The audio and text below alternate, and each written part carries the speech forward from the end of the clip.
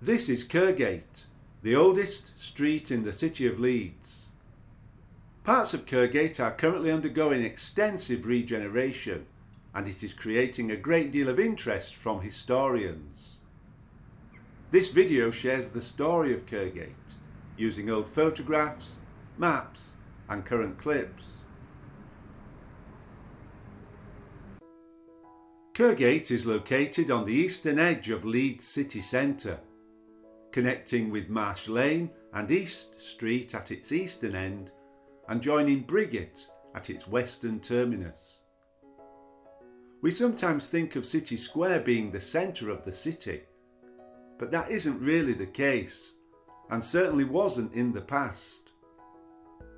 City Square was created at the end of the Victorian period to commemorate Leeds becoming a city, but the true centre of the city lies elsewhere. The place where Leeds began is included in this aerial view of Kirkgate. Leeds Minster can be seen just right of centre.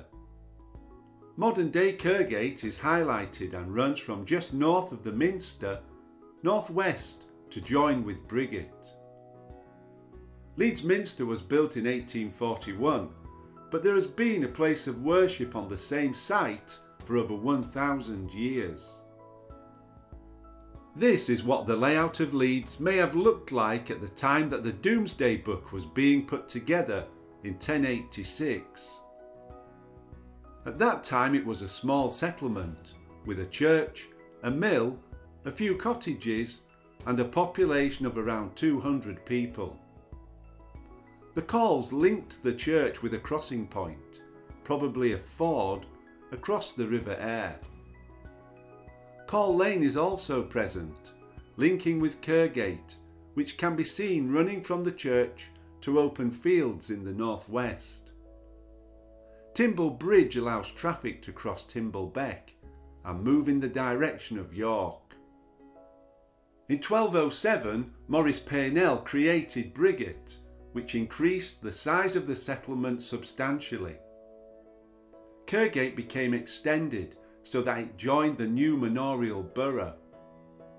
However, growth was relatively slow after that, so that by around 1500, Leeds remained a small township on the north bank of the River Aire.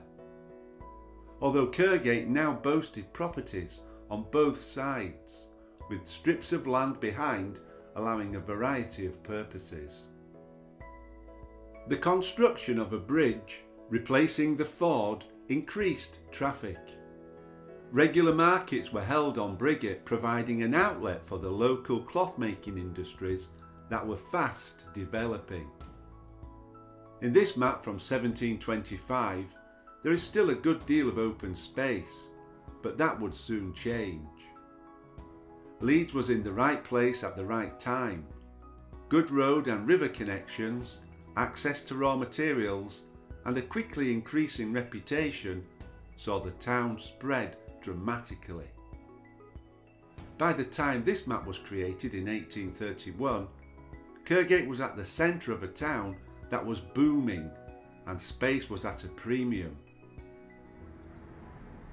Amazingly, buildings from that period still remain on Kirkgate, including the recently restored First White Cloth Hall, built in 1711 for the sale of undyed cloth. It was built to ward off competition from surrounding towns and played a key role in establishing Leeds as a dominant force in the textile trade. Lying at that time on the fringes of the Yorkshire cloth producing district, Leeds had to compete for trade with better placed neighbouring towns. Leeds White Cloth Hall was a direct response to the merchants of Wakefield, who, in an undisguised attempt to attract business away from Leeds, had built a cloth hall to house their market. The Wakefield Cloth Hall, being indoors and protected from the weather, was much better than the Leeds market, held outdoors on Briggate at that time. Leeds merchants had no choice but to do the same, and a cloth hall for trading of white, that is, undyed cloth, was built on Kirkgate on a site provided by Lord Irwin of Temple Newsham, with contributions by merchants and tradesmen. This collection of buildings have existed in a relatively unloved state during living memory. This photograph was taken on the 6th of December 1979, looking east along Kirkgate, with the junction of New York Street on the left. Shops on the right include Las Vegas Amusements, Woodworkers Supply Stores, Derby Bar Cafe and Kirkgate Anglers Fishing Tackle. You would often see lines of people queuing for buses to South and West Leeds along here, laden down with shopping from the indoor and outdoor markets. People paid little attention to the run-down buildings beside them, but having appeared in a state of disrepair for such a long time, it is great that their true worth is now being recognised. And those buildings are not alone on this part of Kirkgate. Opposite them are an intriguing collection of properties introduced in phases during the Victorian period.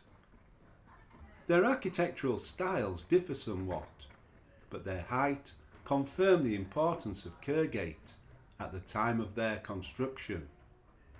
When faced with demands for space, the response is usually to build upwards. Before them, buildings on this side of Kirkgate had very long yards that ran all the way back to Millgarth. You can see them sprawling back on this map from 1831. Conditions were poor in these narrow alleyways, and issues associated with crime and health were rife. During the mid to late 19th century, they were taken down as the area was redeveloped. Traffic could now travel down a new route called New York Street, and a triangular island of buildings was revealed. New York Street was so named because it was a new extension to the already existing York Street, not as a reference to the growing US megacity. Previously, traffic had had to squeeze down what is now called Cross York Street. The new road improved access to the area, particularly the markets. Kirkgate Market became the largest indoor market in Europe when it opened in 1857, designed by the celebrated architect Joseph Paxton, who was responsible for the iconic Crystal Palace in London. As it continued to develop, it pushed technological and architectural boundaries by introducing features such as Fish Row, which was an innovative cooled area for fishmongers, bringing fresh produce from the coast. The characteristic domed and glazed roof was added around the same time to protect shoppers from the weather. Kirkgate Market sat like a jewel in a crown of booming retail, commerce and textile industries, which saw Leeds granted city status in 1893. A competition was launched to find someone capable of creating an elaborate entrance befitting of a market and city with such status, and that is the entrance to the building we see today. The name Kirkgate means road or gate to the church or kirk. The Leeds Minster is probably the fourth church on the site and sits proudly at the eastern end of the street. The present church was consecrated in 1841 and at that time was the largest new church erected in England since St. Paul's Cathedral in London. The rebuilding of the church at that time was led by the energetic vicar Dr. Hook, widely seen as the country's greatest parish priest of the 19th century. You can see his tomb in the northeast corner of the minster, to the left of the high altar. Dr. Hook was a major influence on both religion and education in the city. Hook's vision was of a ministry that combined dignified and inspiring worship in church with committed social and evangelical work amongst the many poor who lived nearby. The church was built to hold 1,600 people, but Hook's services regularly attracted congregations of 2,500, rich and poor. The architecture of the exterior of the church is certainly impressive, but the internal arrangements are even more significant. Hook's interior, with a magnificent altar raised on steps and visible to almost all the huge congregation, and the stalls for a robed choir in the chancel between the altar and the congregation, were almost unique in a parish church in 1841. Nevertheless, they were very quickly to become the norm across the Anglican world. It is now regarded as the country's most important church of its date. Within the church is the Leeds Cross, a collection of fragments of a 10th century stone sculpture. The fragments were found when the tower of the old church was demolished in 1838 and were returned in 1877 after having been at first removed by the architect R.D. Chantrell. Directly opposite the Minster is Penny Pocket Park, which began as a part of the churchyard and graveyard of what was then known as Leeds Parish Church. The incline on the side of the railway line holds rows upon rows of flat gravestones.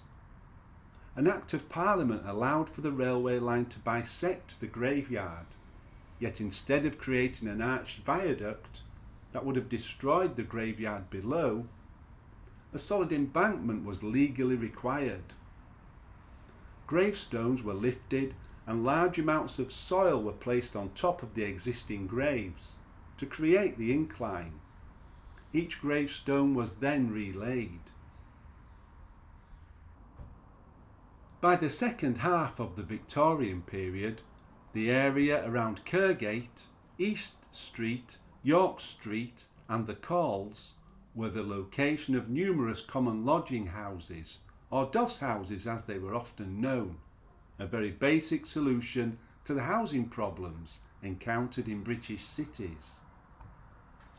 Housing wasn't cheap, and most people lived in a large family group in one house so they could share the costs.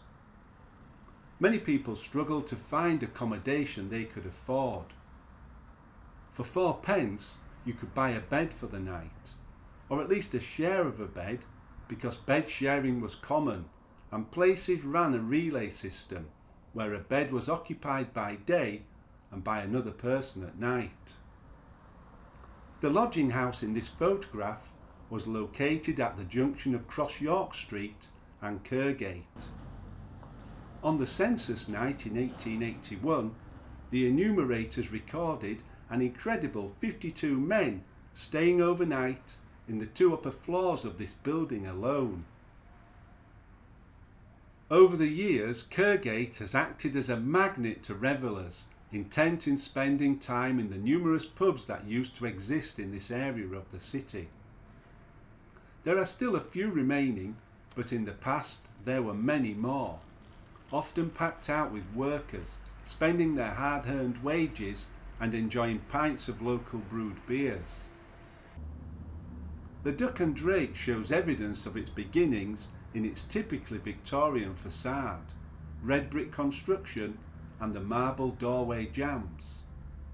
The pub has existed under several different names, including the Horse and Groom and the Brufham's Arms. It wasn't until 1985 that the name changed to the Duck and Drake. One of the city's largest public houses, the Palace, stands at the very end of Kirkgate, just beyond the East Bar, the medieval boundary stone marking the eastern edge of the original township of Leeds.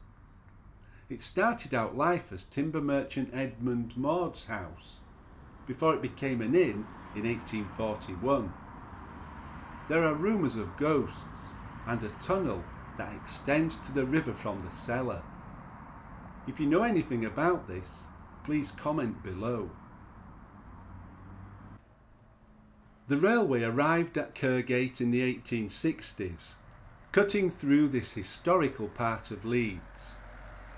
Between 1866 and 1869, the North Eastern Railway built a railway viaduct to take trains to the new station passing across Kirkgate. The railway still passes across the road today and has been a feature of this section of the road for over 150 years. Whilst the railway viaducts are an impressive feat of engineering, they have acted as a boundary to the growth of some parts of the city. The western end of Kirkgate meets another of the city's prominent thoroughfares, Briggate, and has done so for over 800 years. This photograph shows the junction in 1936 and is taken on the morning of March 23rd. Stead and Simpsons are on the corner and the Cypress Cafe alongside. This building will be demolished in later years. This section of Kirkgate was also one of the earliest of the city's streets to undergo pedestrianisation. The buildings along this part of Kirkgate are an interesting mix, and footfall remains high. However, when compared to the beautiful redevelopments in the nearby Victoria quarter, this part of Kirkgate still needs much work to catch up with its attractive neighbours. It can seem cold in the shade of the buildings to the south side of the street, and rather unloved at times. Slowly, bit by bit, Kirkgate is redeveloping, and thankfully the heritage associated with the buildings on this historic street is being recognised. It does feel as though the focus of the city is moving slowly back towards Kirkgate, but only time will tell if the place where Leeds began returns to its significant role. Certainly, if you want to find out about the older history of the city, this is one part that must be visited. I hope you have enjoyed this look at the history of Kirkgate. Do check out the other Leeds Local History videos on the Geography Juice channel. Remember to subscribe to see more videos like this. Do press like and add any comments below. Thank you for watching.